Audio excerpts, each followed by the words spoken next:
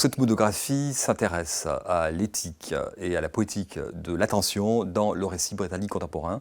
J'ai choisi ce sujet, l'attention, parce que ce n'est pas une catégorie qui est une catégorie très utilisée dans les études littéraires généralement, même si elle est présente partout, mais on l'utilise très très peu.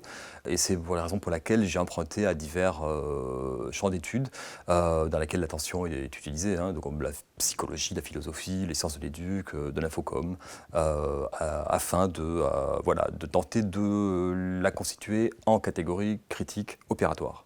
Alors, dans cette monographie, en fait, je m'intéresse, comme le titre l'indique, à une éthique et aussi aux politiques de la littérature, à la politique ou aux politiques au pluriel de la littérature. Ce qui m'intéresse tout particulièrement, c'est comment le texte contemporain utilise la catégorie de l'attention pour se situer au regard d'un paysage technologique et médiatique dans lequel le sujet contemporain, habitant des démocraties occidentales ou bien du Nord, de l'hémisphère Nord, est sans cesse soumis à un système de sollicitation, d'urgence, d'alerte, qui impliquent des rythmes qui sont des rythmes d'une immense violence. Je postule que le récit permet d'agir sur ces rythmes, de ralentir, de poser une attention face à un texte. Et pour cela, j'utilise des outils qui ne sont pas littéraires, mais qui ont de grandes affinités avec la littérature, comme la phénoménologie. Comme également l'éthique de l'altérité, comme les éthiques de la vulnérabilité, l'éthique du care, par exemple. Cette monographie, en fait, est composée de 4 chapitres. Le premier s'intéresse à des crises comme la crise migratoire ou bien des situations de relégation, et dont je travaille sur l'attention comme outil éthique et politique qui, dans ces récits contemporains, permet de se positionner au regard de problématiques liées à tout ce qui concerne les invisibilités sociales. Voilà, ça c'est vraiment le début de la monographie.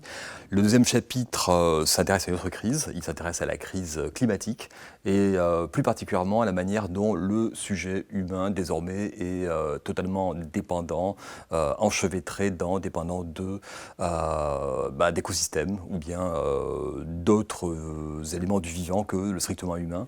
Et donc c'est effectivement un chapitre qui s'intéresse à l'éco-critique en général, à la fiction climatique par ailleurs, à ce que les Anglais appellent le nature writing, et il s'intéresse à ceci dans le cadre d'une démarche liée au post-humain plus particulièrement.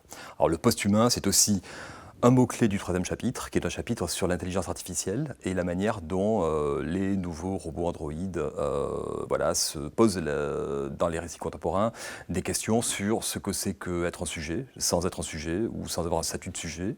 Donc ça exprime une forme de vulnérabilité face au vivant, mais aussi face à la question du sujet. Et le quatrième et dernier chapitre s'intéresse à une autre forme de vulnérabilité qui concerne de très très près les sociétés contemporaines vieillissantes, à savoir la manière dont le récit contemporain met en scène et présente les vulnérabilités et incapacités cognitives dans le cadre de pathologies comme la démence, et comment le texte met ça en avant. Voilà. Et donc ça me permet de me positionner autour de l'attention comme élément d'une éthique du care plus particulièrement.